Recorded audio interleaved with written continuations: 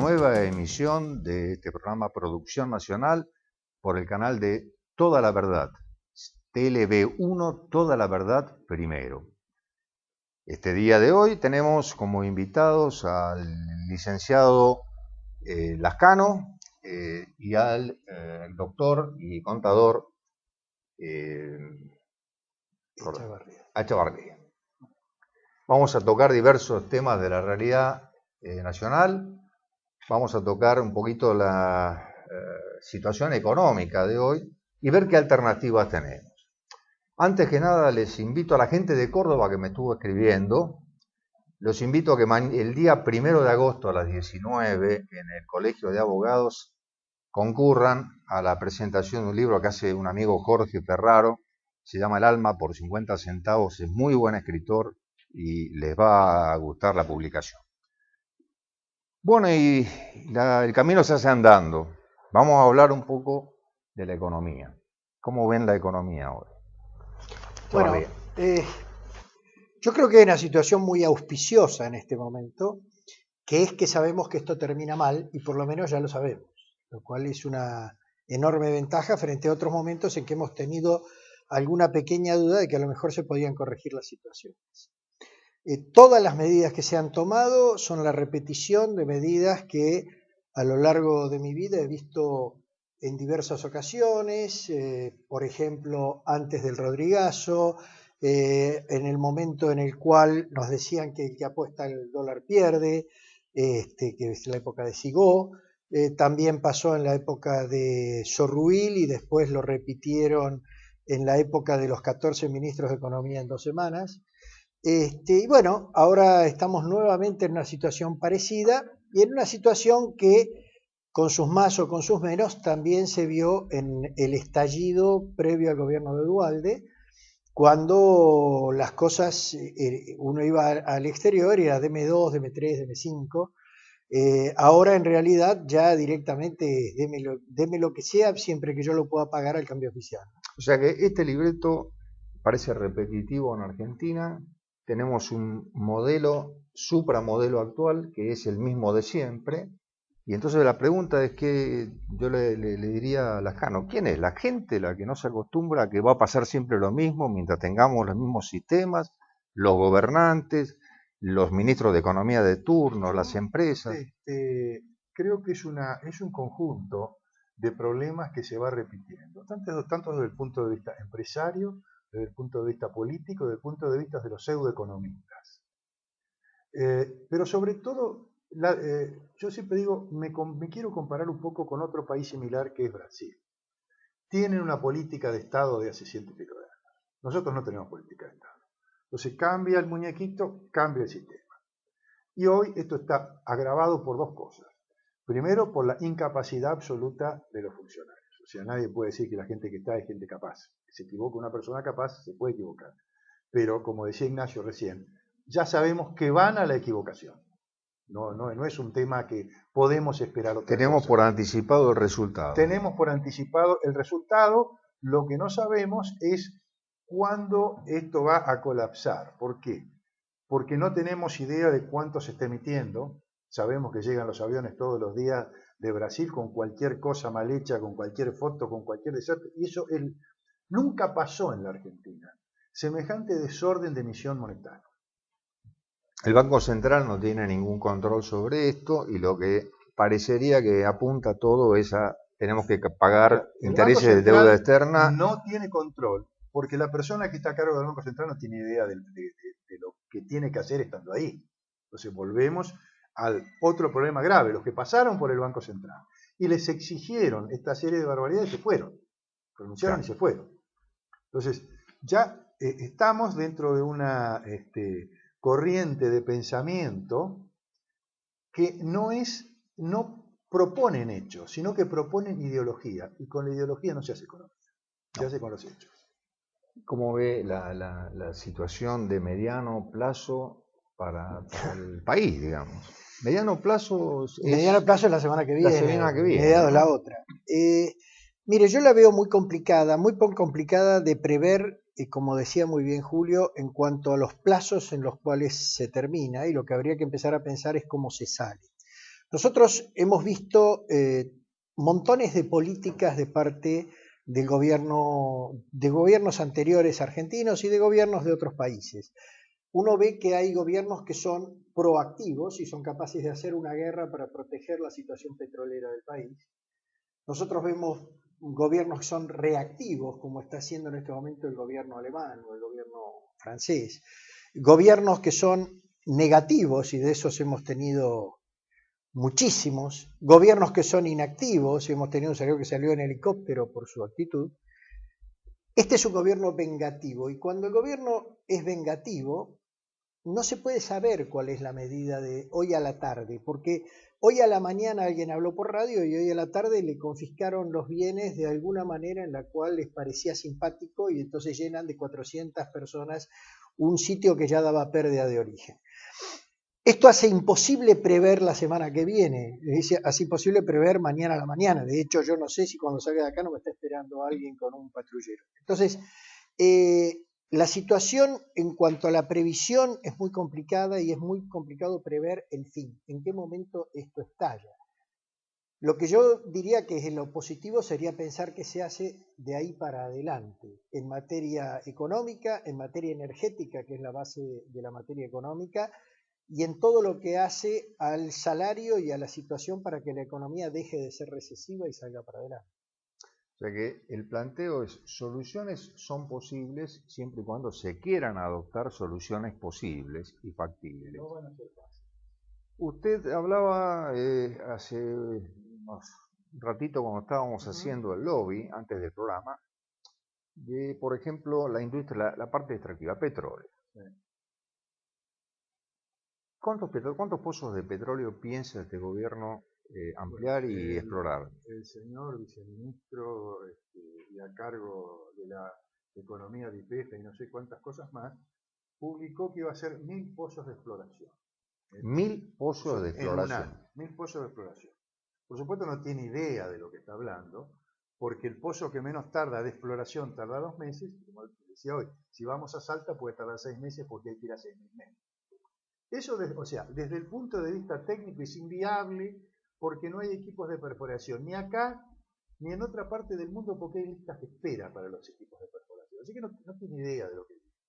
Pero además de eso necesita los fondos para entubar, para pagar el servicio de perforación, o sea, no tiene idea. Entonces, me asusta cuando yo veo una empresa como Aerolíneas Argentinas que pierde 13 millones de pesos por día, que es lo que se necesitaba en San Antonio de Areco para arreglar el camino y no se maten 5 personas, que lo están pidiendo de hace años. Entonces, bajo esa metodología, uno tiene que decir, bueno, no hay ya que mirarlo más porque esto no da más.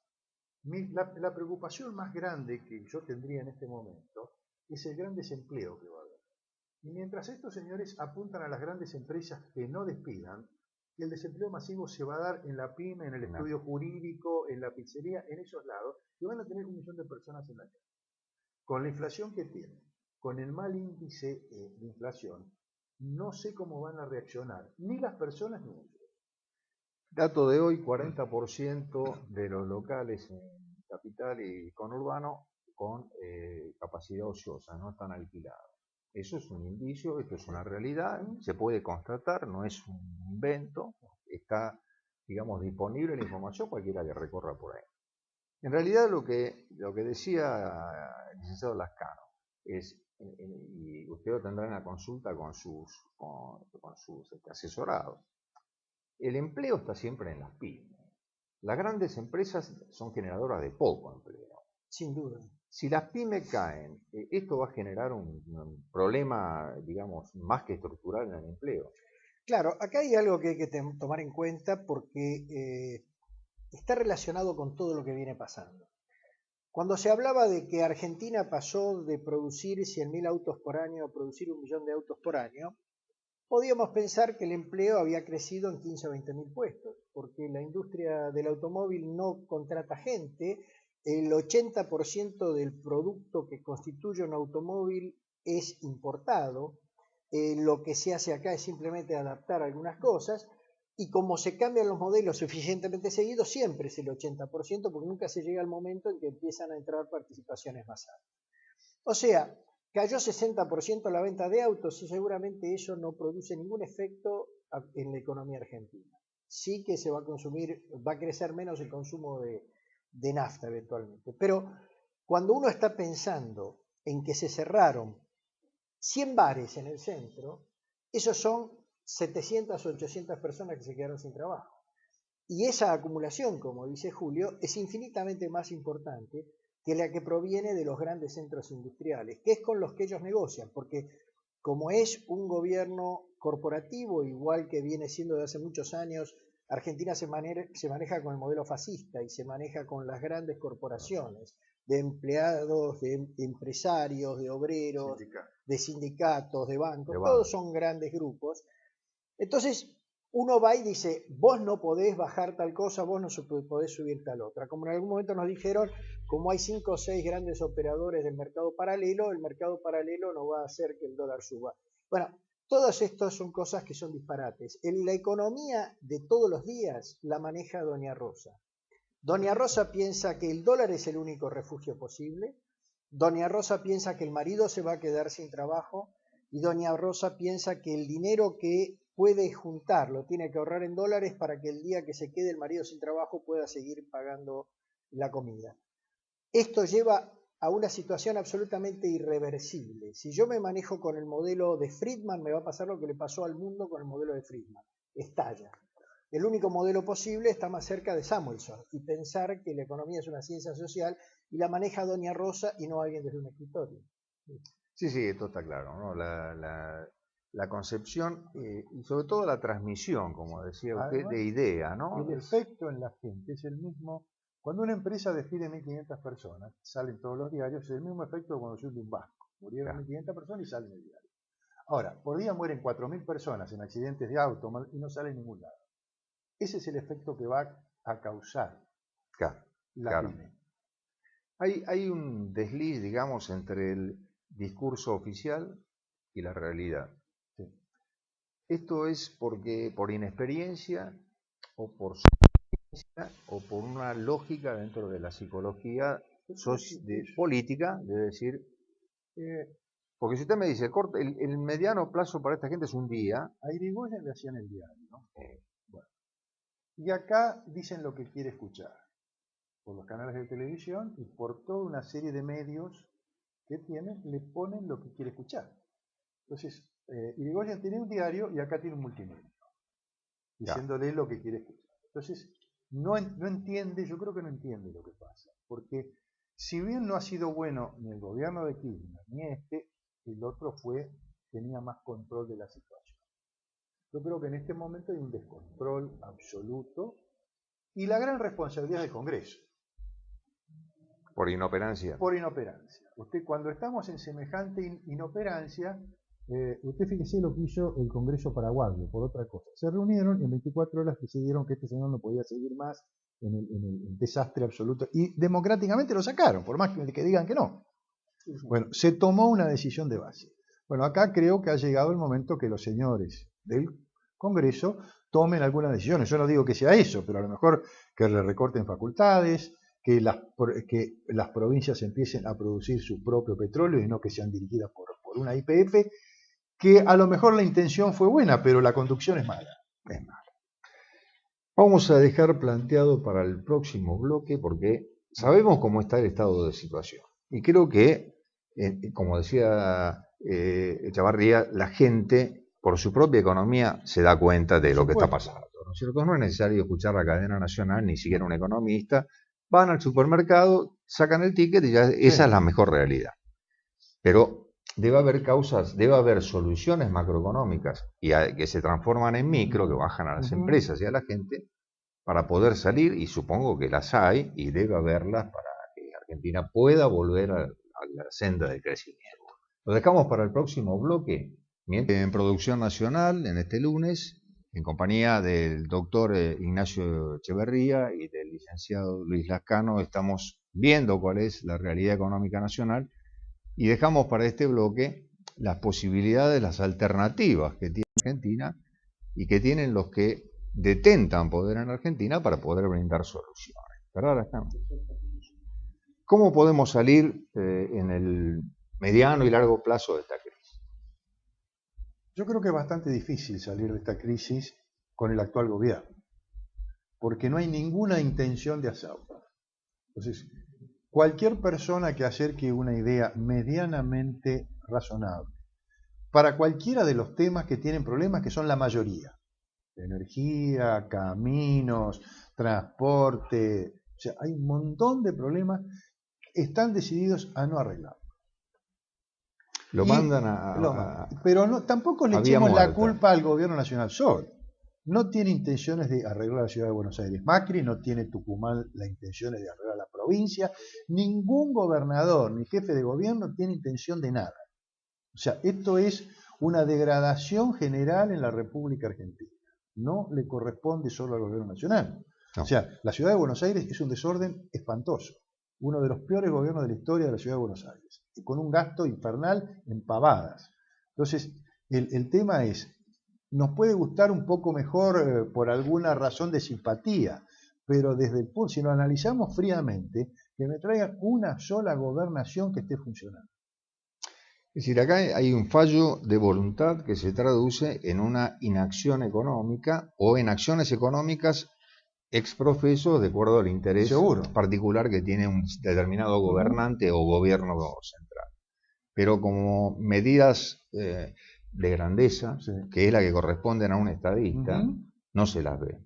De todas maneras también está en el pueblo, ¿no es cierto?, en la gente, en los profesionales, el brindar la posibilidad de quitar asfixia a la gente y decir, no, pero miren, si se hicieran cosas para este sentido, podríamos llegar a tener soluciones. ¿Qué opina?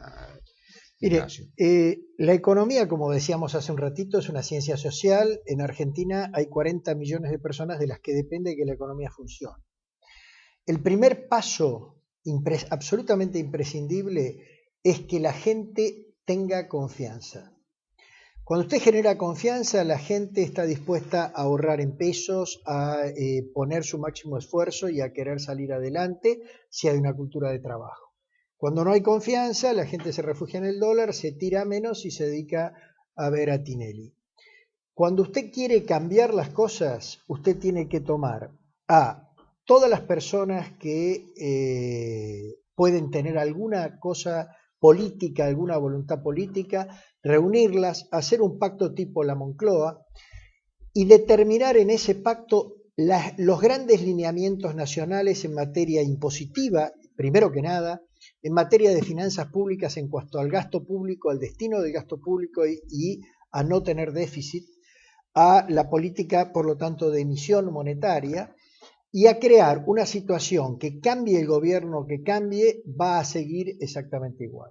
Como muy bien dijo en algún momento Julio sobre otros países o como Brasil, existen políticas de largo plazo. Nosotros tenemos que generar una política de largo plazo en la relación económica con otros países, pero además en la estructura impositiva. Nosotros tenemos que pensar algo, le voy a hacer una cuenta muy rápida. Un señor gana 20.000 pesos por mes. A la empresa que lo contrata le cuesta 30.000 pesos por mes. El señor recibe 14.000 pesos, o sea, ya está recibiendo menos de la mitad de lo que le cuesta al que lo contrata. De esos 14.000 pesos, él consume aproximadamente 12.000. Como los 12.000 pesos que él consume tienen un 99% de impuestos entre IVA, impuesto al valor agregado en las 4 etapas de la producción-distribución, el impuesto a los bienes personales en las 4 etapas que abarca más o menos un 11% del precio del producto final, más el 21% de IVA, realmente de los 12.000 pesos que le quedaban, consumió en términos reales de consumo de actividad económica 6.000. 30.000 contra 6.000, 24.000 es lo que se queda del Estado. Nosotros tenemos que invertir esa situación. El Estado se tiene que quedar con 6.000 y la economía, con los 24.000 de diferencia. Mientras esa ecuación no se rompa, a nosotros nos dicen falsamente y nos mienten hace muchísimos años, la presión tributaria en Argentina es muy baja. Es mentira. Un señor que es un obrero, que gana 1.800 pesos, 2.000 pesos, 2.500 pesos por mes, consume el 100 de su sueldo. de esos 2.400 pesos que gana, que le cuestan al empresario 3.600, él recibe en producto neto para él 1.200 pesos. Entonces, 3.600 contra 1.200 está pagando el obrero el 66% de lo que cuesta en impuestos al Estado. No existe ningún lugar del mundo en que alguien pague el 66% de sus impuestos y tenga un salario que está por abajo del umbral de la pobreza. Sí, y acá hay un tema, perdón, Sí. para que la gente entienda que lo ve todos los días. La vergüenza de la factura de servicio público. Por ejemplo. O sea, termina el servicio público y empieza todo un listado que en las provincias puede llegar a tener hasta 10 o 15 ítems. Yo no me olvido, biblioteca. Sí. Pues, o sea, hay que terminar. 27% de IVA. 27%, hay que terminar con eso. Claro. Lo que estamos diciendo es, trabajar en Argentina es demasiado caro. Es demasiado caro. Y las empresas, porque también hay un factor que es el empresario. Perdón, no necesariamente me conviene demasiado contratar. caro. Claro. No, demasiado poco redituable para el que trabaja. Para el que trabaja. Quizás no demasiado caro, porque acá hay empresas que se han traído, hay petroleras norteamericanas que se llevan toda la contabilidad en la Argentina, por ejemplo, muy pocos lo saben. Tienen 3.000 contadores haciendo la contabilidad de todo el mundo. Ajá. Claro, porque acá le puede llegar a costar $36.000 por año y en Estados Unidos le cuesta 72. Bueno, por eso, por un problema de diferencia de cambio. Claro, pero por eso, pero no es un problema de, digamos, de que es caro. Es poco lo que tengo para gastar. El tema es la baja rentabilidad del salario, que es distinto. Echevarría recién se refería a un salario pequeño, donde realmente el individuo ni siquiera gasta la mitad. Como estábamos hablando antes, que las pymes son las grandes dadoras de trabajo, en realidad los salarios de las pymes no son demasiado importantes. Tampoco le es negocio al empresario, al pequeño y mediano empresario, le es mucho negocio contratar en blanco gente, porque en realidad se lo está llevando el Estado. Y eso tiene que trasladarlo a costos. Y en época de inflación, ¿qué pasa con eso? Bueno, usted fíjese, le vuelvo un poquito al tema del obrero y después le sigo con la inflación. Cuando un señor recibe 1.200 pesos de bolsillo trabajando 8 horas por día, y en una situación alternativa recibe 1.800 y es un desocupado, no tiene muchas ganas de trabajar 8 horas por día, de viajar 2 horas de ida y 2 horas de vuelta apretado en un colectivo. No sé por qué, pero en principio no le gusta. Es anímico. Claro, sí, qué sé yo, ¿no? O es estúpido si trabaja. Esta es la sensación que uno tiene. Pero además, y le hago la reflexión sobre esto, el subsidio de 1.800 pesos al Estado Nacional le cuesta 900, porque los otros le vuelven en forma de impuestos. Así que hasta es una tomada de pelo el subsidio, porque una cosa sería que el Estado compre canastas de comestibles sin impuestos y las entregue, y entonces sí entrega los 1.000 y pico de pesos. Y otra cosa es que le entregue la plata y este señor paga impuestos con cada cosa que come. Si a esto le sumamos el tema de la inflación, que pulveriza el salario, cuando nosotros estamos hablando de 30% de inflación anual, estamos hablando de 2,5 mensual. Esto quiere decir que además de todos los impuestos que ese señor paga, ese señor empieza el mes ganando 2.400 pesos y cuando termina el mes está ganando 2.320. De esos 2.320 paga todos los impuestos y sale a consumir con los 2.320 todo lo que subió. Entonces, digamos, este señor se descapitaliza cada día. Cada día que se toma un colectivo va y vuelve tiene menos plata en el bolsillo. Pero además de eso, el índice de inflación aumenta en forma exponencial cuanto más bajo es el salario. Claro. O sea, un salario de 2.400 capaz que tiene un 50% de inflación, no un 30%. Sí. Porque en realidad hace bastante tiempo habíamos hecho un cálculo que para que diera el índice cuando el INDEC funcionaba, no ahora, el salario tendría que ser como de 30 o de 40.000 pesos, porque nadie paga todos los meses la cuota del auto, del televisor, de la ropa, del viaje. Entonces, cuando yo hago esa fórmula polinómica, no da. Entonces tengo que hacer qué consume el señor con 2.400. Por eso mi gran crítica a los sindicatos argentinos. A ver. No han tenido vergüenza hasta que hace poquito Moyano dijo voy a hacer un índice de precios porque alguien se lo sugirió. Nunca en la historia argentina la CGT defendió el salario haciendo su propio índice de precios. Jamás le interesó. Era una defensa teórica y decían lo que querían. Dialéctica. Política. pero jamás salieron a defender el salario técnicamente. Nunca. Nunca les interesó. ¿A usted no le parece que también el índice de inflación alto no es un buen negocio para el Estado? Para este Estado, para es este un buen Estado negocio para este Estado que lo único que quiere fagocitante, es ¿no? gastar en cosas improductivas. Y vuelvo, yo creo que el peor ejemplo de la historia argentina es la actual Aerolíneas Argentinas. O sea, yo tomaría, ¿por qué no toman el ejemplo del presidente del Uruguay que la cerró en 24 horas, remata los aviones y que venga otra línea? Yo ya le hubiera pasado todos los aviones al AVE. Claro. Y la cierro, porque además tampoco sabemos si es Argentina, porque nunca terminaron nunca terminaron el problema legal con los españoles. Lo cual puede originar un problema legal de muchos problema millones de que dólares. Va a seguir con YPF, porque YPF tampoco fue estatizada como corresponde, porque para ser estatizada se tendría que haber quedado con el 100% de las acciones.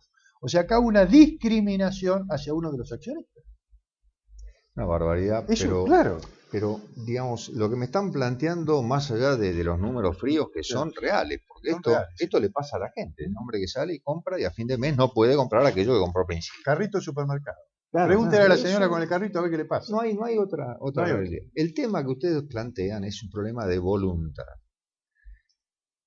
Lascano me decía, en realidad el Congreso no funciona como Congreso. Es una escribanía de lo que le dicen. Ninguno. Y la oposición nada. No hay oposición. No. El Ejecutivo hace lo que quiere. ¿Y el judicial? ¿Qué nos queda? No hablemos.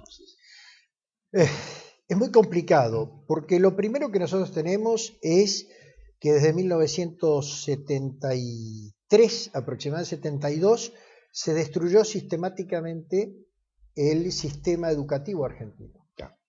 Esto significa que más del 80% del electorado fue discapacitado a propósito desde el punto de vista cultural y educativo para que no tenga la menor idea de cómo optar. Lo que queda se nota, es decir, de golpe la gente que quiere cambiar las cosas suma el 8 o el 10% de los votantes. Si uno toma la elección última y dice 54% la señora, más 12 o 13 el radicalismo, más 12 o 13 el peronismo disidente, más 12 o 13 entre todas las izquierdas, el 85 o 90% del electorado quiere que el Estado maneje todo. O sea que ya empezamos mal, porque quien venga a proponer una alternativa en la que el Estado no maneje todo, está con el 85 o 90% de la voluntad de la gente en contra. Y cuando uno se pone a proponer soluciones en las cuales el Estado no participe en todo, está pensando en un Estado con menor poder. Nadie quiere tener menor poder.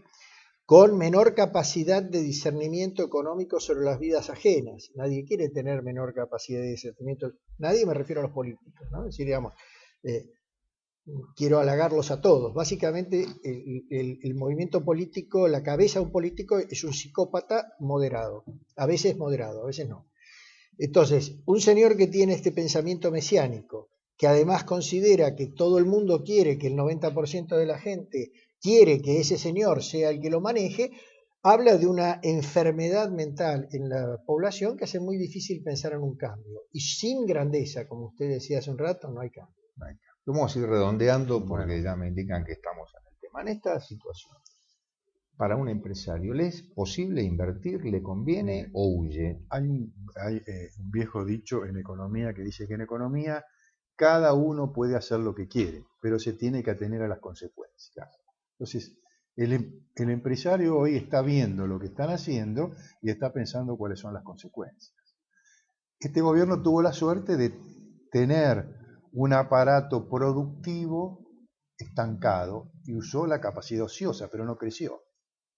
Se quedó con lo que tenía. Se quedó con lo que heredaron y tomaron el incremento es por la capacidad ociosa que había. Correcto.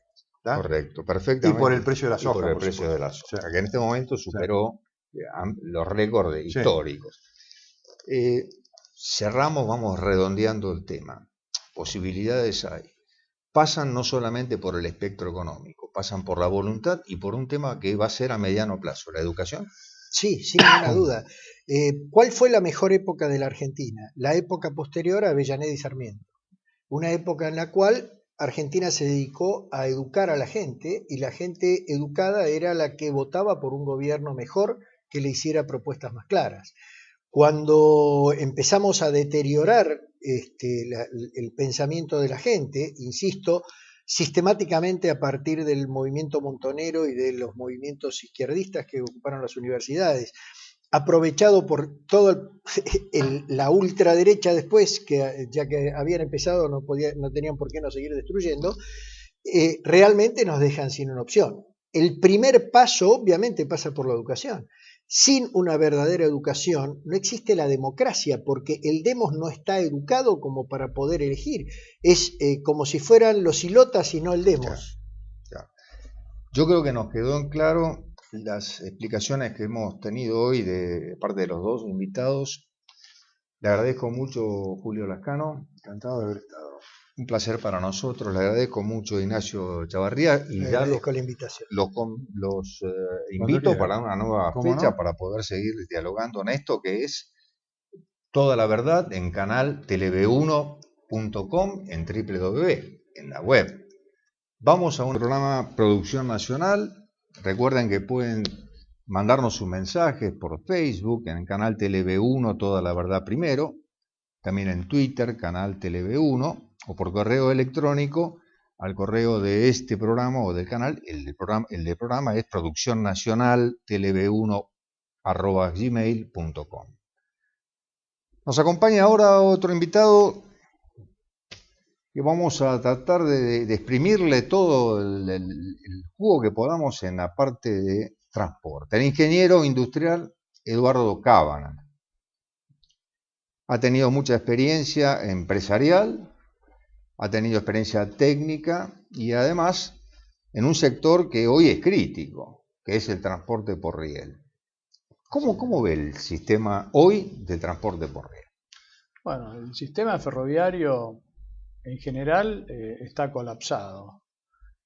Y no solamente colapsado en la magnitud, sino que también se ha contraído de una manera nunca vista en ningún otro sistema ferroviario en otro país del mundo, porque no hace mucho tiempo atrás, digamos hasta hace 20 años atrás, teníamos la red ferroviaria más extensa de Latinoamérica y la usábamos de una manera bastante organizada. A través de las políticas de diferentes de los gobiernos que han pasado en los últimos 15 o 20 años, se ha venido degradando y se ha venido subutilizando la capacidad de este modo de transporte. Esto tiene o debe generar un impacto social, que es el transporte, lo que yo digo, el transporte de pasajeros, tiene un impacto social y en la economía regional, en los pueblos, en el interior, y tiene un impacto económico en el transporte por cargas. Sí, señor. Tenemos un viejo cuadro de los que hacemos transporte, los economistas en transporte sabemos que hay tres básicamente elementos para transportar cargas: vía marítimo o fluvial, el tren y el camión. Si nuestro parque de transporte de cargas está deteriorado en la parte de riel, ¿cuál es el sobrecosto que podemos llegar pagando en este momento por transporte por rueda?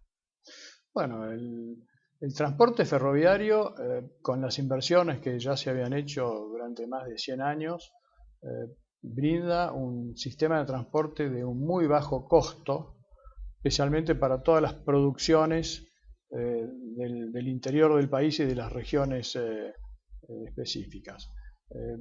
Al irse degradando el transporte ferroviario, se ha diversificado la inversión en varios aspectos para cumplir con la necesidad de la instalación de la infraestructura, que son rutas, señalamientos, seguridad, y también se ha invertido desde el punto de vista de la industria privada para la producción del equipamiento necesario para suplantar el transporte de todos los bienes y mercaderías que históricamente se venían haciendo en ferrocarril y que se han volcado al camión. También se ha afectado de manera muy seria la seguridad del transporte, no solamente de los bienes y de las personas que se transportan por el medio automotor ahora versus al ferroviario, sino también a la sociedad en su ámbito general. O sea, la seguridad del transporte cada vez viene cayendo. O sea, hay mayor cantidad de muertos y de accidentes por pasajero kilómetro con el aumento del transporte automotor al que había antes cuando había un mayor transporte ferroviario. Esto es un índice serio que es reflejo de las noticias diarias. Exacto. Lamentablemente, diariamente, a veces impactan más la de mayor cuantía, pero sin embargo se producen accidentes a lo largo de todo el país en forma mucho más continua de lo que uno está acostumbrado a ver en televisión. Pero ahí hay un problema que también genera la falta de inversión en el parque rodante y en el parque instalado ferroviario. ¿Por qué las empresas concesionarias no invierten? Bueno, primero porque no es una obligación de ellos invertir. O sea, como usted dice, las empresas han sido concesionadas.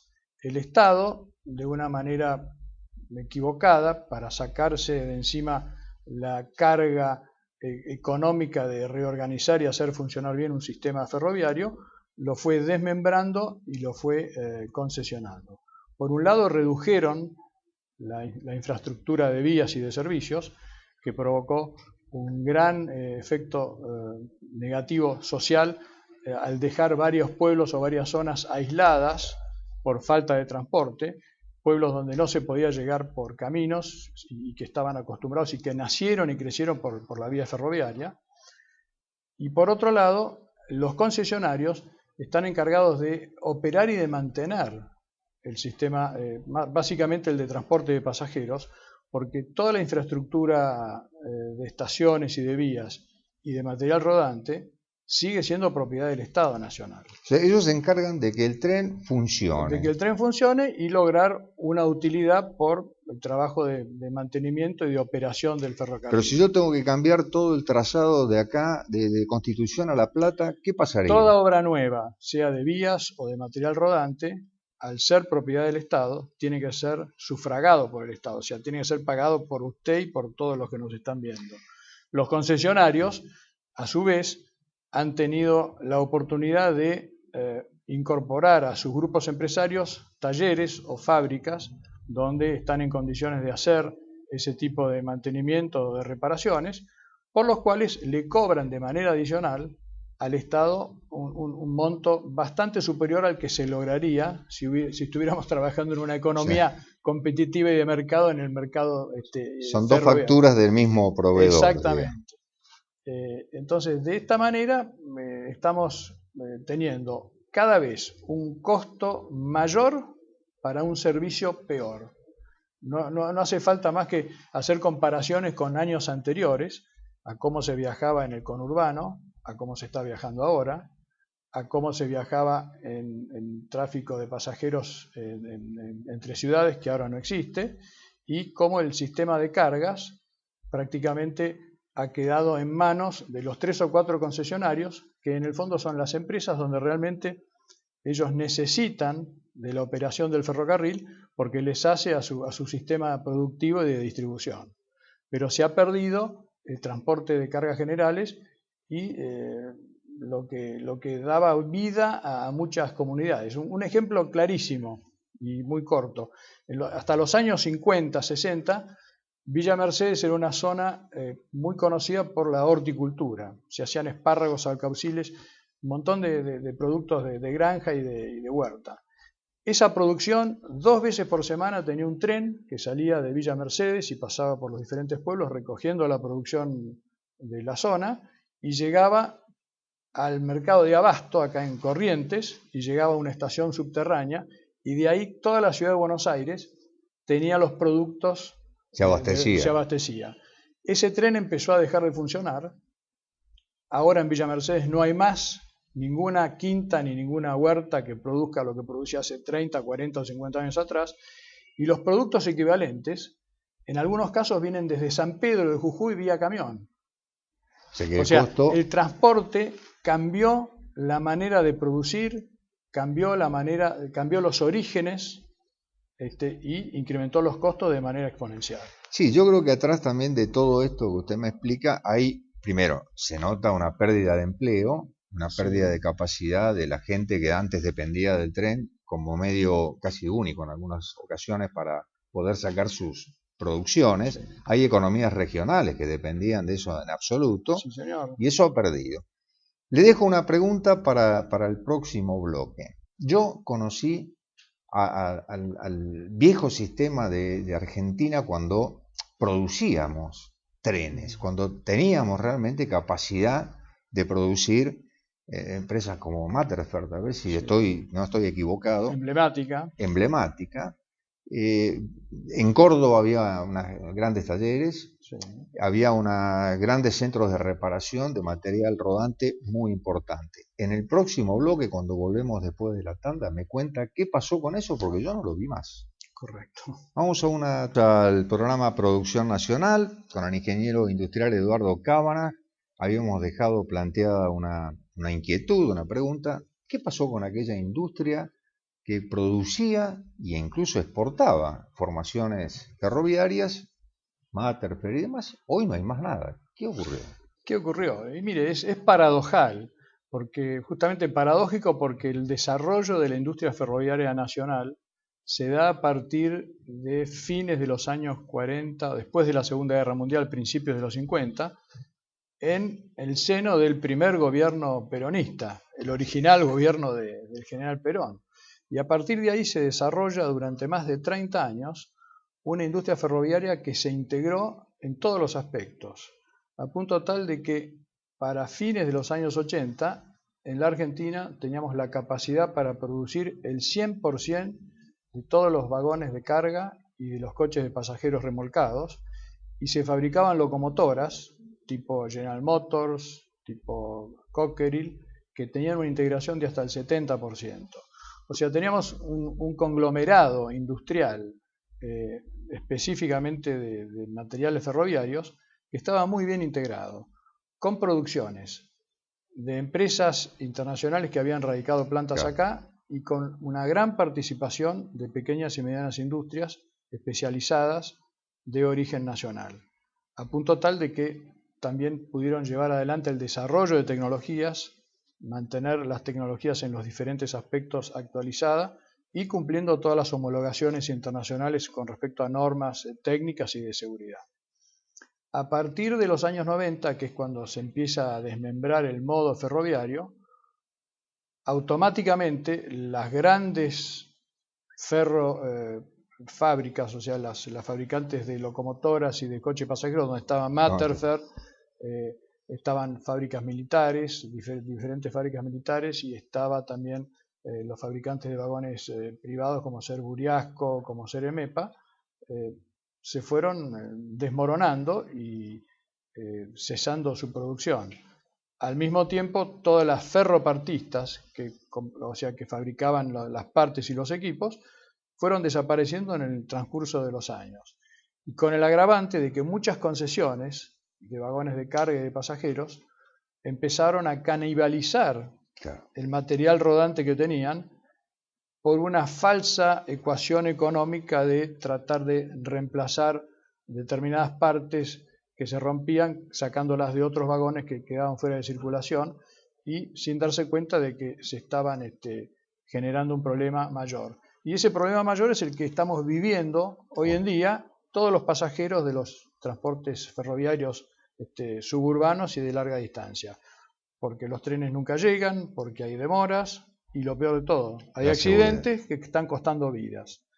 Y eso es el colofón de estos últimos 20 años de política ferroviaria, una degradación absoluta del sistema y, como si fuera poco, como se dice en el barrio, costándonos más del triple de lo que costaba antes, cuando se criticaba el famoso déficit de $1 millón por día para mantener un sistema que funcionaba, que le daba empleo a 100.000 empleados ferroviarios y que le daba actividad al sector ferroviario industrial que empleaba 80.000 personas. En la buena época tenemos un nivel de empleo de cerca de 100.000 personas. En el ferrocarril, En en el ferrocarril. ferrocarriles argentinos, sí. Cerca de 100.000. Se los podrá criticar si estaban bien o mal administrados, bien manejados, pero había 100.000 personas Pero que además- cobraban un sueldo Pero además todas las industrias y subsidiarias la industria funcionaba y daba empleo a 80.000 a personas 80.000. más. Y hoy, con toda la furia, ¿cuánto calcula que es el empleo en el sector? Yo estimo que en el conjunto de las empresas privatizadas no debe haber más de 30.000 empleados, y en lo que queda de la industria ferropartista, que puede llegar a estar proveyendo algunos repuestos, no debe haber más de 5.000 personas trabajando. O sea que es se ha, incomparable. se ha nada. se ha reducido a un 25%, una cuarta parte de la gente que trabajaba antes en el ferrocarril o en la industria asociada está trabajando ahora. O sea, se han perdido Posiciones laborales 75, netas. 80.000 posiciones de trabajo. Eso implica también la calidad, la calificación de la mano de obra que se perdió. Además, lo que costó 20 o 30 años de desarrollo en la industria ferroviaria para formar la gente, para tener la experiencia, para tener la dinámica de la producción y de la generación de mejoras, eso en los últimos 15 o 20 años se ha perdido absolutamente. Y la otra paradoja es que ahora, no sé, ya no se habla más con tanto énfasis, pero querían transportar a los argentinos en un tren bala, que es una tecnología que está años luz y que va a tener unos costos, si se llega a implementar, de 3 o 4 veces más de lo que se está actualmente perdiendo, para tener un sistema que, desde el punto de vista sistémico, no va a ser eficiente. Eso quedó en el nivel del disparate. Realmente, porque de acá a Rosario iba a llegar y no tenía Yo sentido. creo que está a la altura de aquel anuncio en aquella época de lanzar un cohete de La Rioja para llegar a Tokio en 3 horas. Una cosa por el estilo. Por ¿no? el Así estilo. el mismo dislate que era así. Pero acá hay un tema que era el gobierno de signo peronista del momento que hace las privatizaciones. Dice tenemos que pagar un subsidio, entonces esto no funciona, privaticemos y hoy pagamos subsidio. ¿Cómo es la ecuación económica del ferrocarril? El subsidio, bueno, ya es de público conocimiento porque hasta el ministro Randazzo últimamente está tomando cartas en el asunto. O sea, se paga un subsidio para mantener la tarifa del boleto a un costo bajo, como lo que pasó hasta hace unos meses atrás con el subterráneo, que cuando se pone en evidencia el subsidio, afloran los costos necesarios para que el sistema siga funcionando. Y después está el subsidio por todas las obras de mantenimiento o de reparaciones que hacen las empresas que están asociadas a los concesionarios y que provocan una serie de costos y externalidades que antes no existían. O sea, ¿qué negocio neto hizo Argentina con este sistema de privatizar y ahora reestatizar, digamos, de alguna forma? Bueno, negocio neto ninguno. El negocio yo creo que no. O sea, la sociedad se está viendo perjudicada desde hace varios años en que está viajando cada vez peor, con menos niveles de seguridad y cada vez al conjunto de la sociedad, a través del dinero que el Estado Nacional dedica al sistema ferroviario, que cada vez es mayor y sin resultados a la vista. Si usted me dice que se invierte o se gasta algo más, pero tenemos un servicio mejor, un servicio más moderno, más seguro fundamentalmente, seguro, estaríamos diciendo, bueno, estamos haciendo la inversión y el gasto correspondiente. Y eso vendría acompañado también con la formación de jóvenes profesionales y de mano de obra especializada, que en este momento se perdió de manera lastimosa. En el mundo, Europa, por ejemplo, ¿es importante el transporte por riel? ¿Lo utilizan no solamente por pasajeros, sino en carga? Y por carga también. Lo que pasa es que logísticamente están mucho más organizadas. Lo mismo que en los grandes países productores de materias primas, a los cuales nos tendríamos que comparar, como ser Brasil, Canadá, Estados Unidos. O sea, tienen redes de transporte para los grandes transportes de granel, como ser granos, petróleo, carbón, aceites, todo ese tipo de productos, que están canalizados, que por lo general es la típica también, que los grandes centros de producción están alejados de los grandes centros de consumo o de los puertos de exportación. Entonces es necesario tener un modo de transporte en volumen, con una dinámica y una logística y con un costo que contribuya a proteger el costo de producción de los generadores. Y que haga de esos competitivo. productos. Exactamente, porque en este momento el tener que transportar un producto, hagamos un grano cualquiera, del centro del país, de Córdoba o de Santiago del Estero, al puerto de Rosario o al puerto de Buenos Aires, al tener que transportarlo por camión, el productor de esos granos tiene una pérdida importante con respecto a que si ese mismo producto hubiera sido transportado a costo ferroviario. Y esa es una pérdida de competitividad en la economía y que lo están pagando los productores. Y en última lo pagan todos los consumidores al perder mercados externos, ¿no? Además, por la afectación que tiene a las exportaciones, o sea, de manera sistémica estamos perdiendo por no saber hacer las cosas bien. Porque las cosas se pueden hacer bien. El tema es tener la voluntad y encararlas de la manera correcta. Volvemos al tema de tener la voluntad, que como en el bloque anterior usted escuchó a los colegas que hablaron, es un tema de decisión nacional hacer las cosas bien. Es decir, usted me está diciendo, es posible tener un sistema adecuado. El problema va a ser el tiempo, ¿no? El tiempo de reinstalar un sistema ferroviario que pueda canalizar como antes sobre todo hablo yo de la carga, que es importante para el comercio exterior nuestro, va a llevar un tiempo. Por supuesto. Pero no es imposible de hacer. No, imposible no hay nada, en la medida en que uno tenga una determinación firme y que tenga un camino claro para recorrer y tome las decisiones que hacen a que eso se lleve adelante de manera efectiva y eficaz. Le vamos a agradecer al ingeniero industrial Eduardo Cavanagh la claridad de la exposición de que volvemos al tema del bloque anterior. Es decir, ahí necesariamente esto repercute en una decisión, en una voluntad de hacer las cosas en el único sentido que corresponde para un país. Bien, por eso, hacerlas mal y nos da todo este resultado. En la Argentina tenemos muchos profesionales, muchos técnicos, mucha capacidad de mano de obra. Hay empresarios también que están definidos para invertir y para mejorar todo el sistema, pero si no tenemos reglas claras como para movernos, se nos torna difícil o prácticamente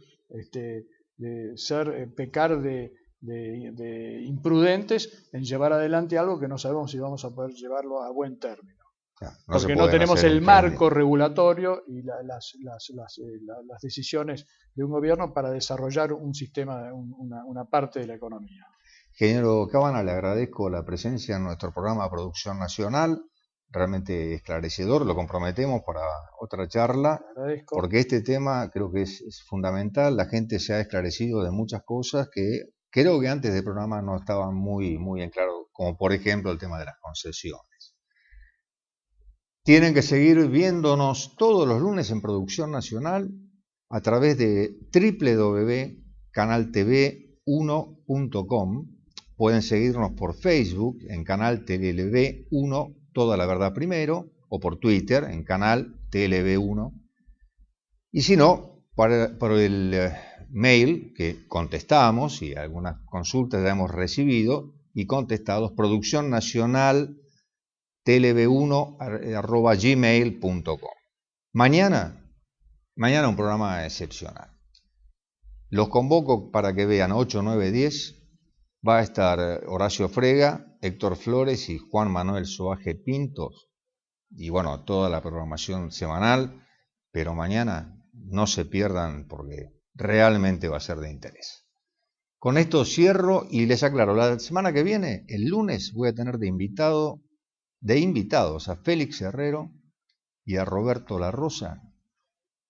No puedo, ni siquiera les voy a anticipar lo que vamos a tratar porque va a ser de 10. Les agradezco la concurrencia. Gracias y vamos a una tanda.